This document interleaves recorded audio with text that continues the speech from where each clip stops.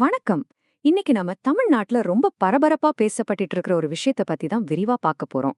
அதாவது அரசாங்கம் கொடுக்கிற பணம், அதுக்கு பின்னாடி இருக்கிற வாக்குறுதிகள், இதெல்லாம் பத்தி தான் இந்த பதிவு. சரி, விஷயத்துக்கு வருவோம். உங்கள பல பேரோட பேங்க் அக்கவுண்ட்டுக்கு திடீர்னு ஒரு பணம் வந்திருக்கும். அது என்னான்னு பாக்குறதுக்குள்ள அதை விட ஒரு பெரிய தொகை வரப்போகுதுன்னு ஒரு பேச்சும் அடிபடுது. என்னதான் நடக்குதுங்க?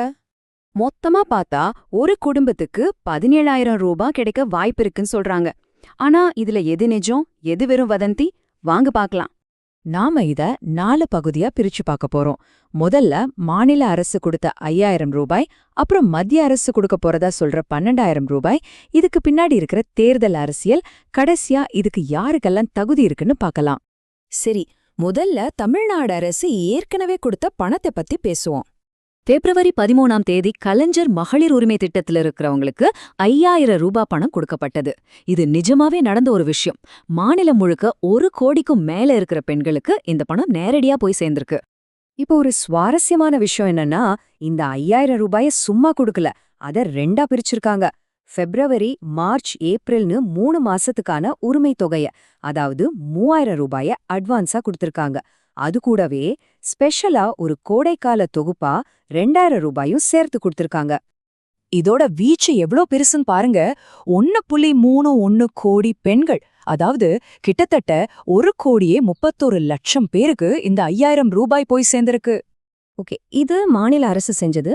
இப்ப அடுத்த கட்டத்துக்கு போலாம். அதாவது உறுதிப்படுத்தப்பட்ட விஷயங்கள்ல இருந்து மத்திய அரசு என்ன செய்ய போகுதுன்னு வர செய்திகளை பத்தி பாப்போம்.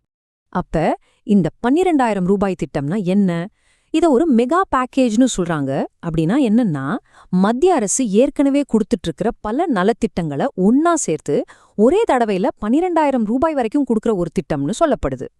எந்தெந்த திட்டங்களை எல்லாம் இதுல சேர்க்கலான்னு சொல்றாங்கன்னா, கேஸ் மானியம், உரமானியம், அப்புறம் விவசாயிகளுக்கு வருஷத்துக்கு 6,000 ரூபாய் தர்ற PM கிசான் திட்டம், இது மாதிரி இன்னும் பாக்கி இருக்கிற மத்த நலத்திட்ட பணத்தையும் சேர்த்து ஒரே தொகையை கொடுக்கலான்னு ஒரு பேச்சு.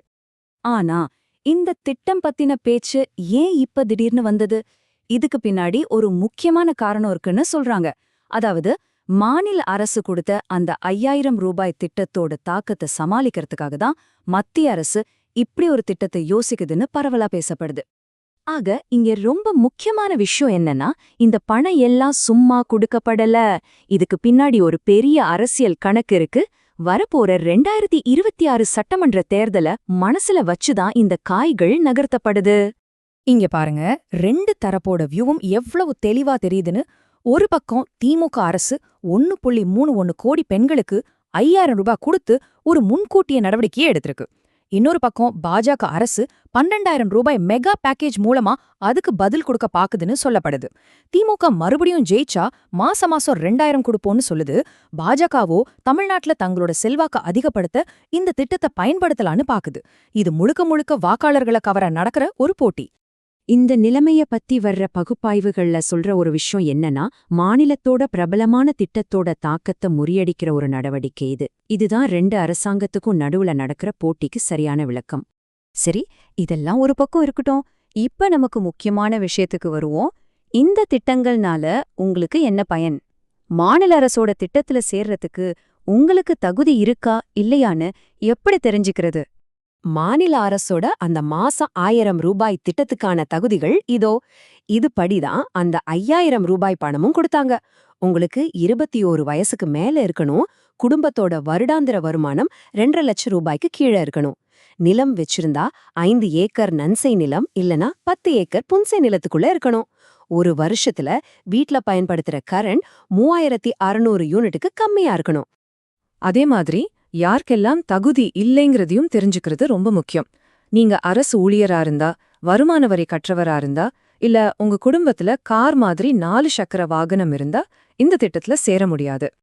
அப்போ சுருக்கமா சொல்லணும்னா, மாநில அரசு கிட்ட இருந்து ஒரு பணம் உறுதியா வந்திருக்கு.